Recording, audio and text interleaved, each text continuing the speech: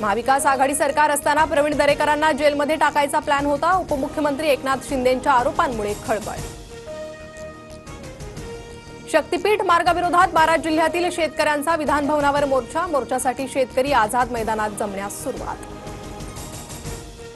मढी यात्रेत मुस्लिम समाजाच्या व्यावसायिकांना जागा न देण्याच्या ग्रामसभेच्या ठरावाला औरंगाबाद खंडपीठाची स्थगिती. मढी ग्रामस्थ काय भूमिका घेणार याकडे लक्ष.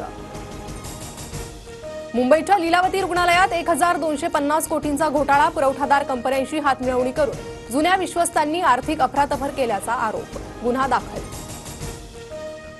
मुंबईतील आणखी एक मोठा प्रकल्प अदानींकडे. गोरेगाव पश्चिममधील मोतीलाल नगर पुनर्विकासाच्या आर्थिक निविदेत अदानी समूहाची बाजी.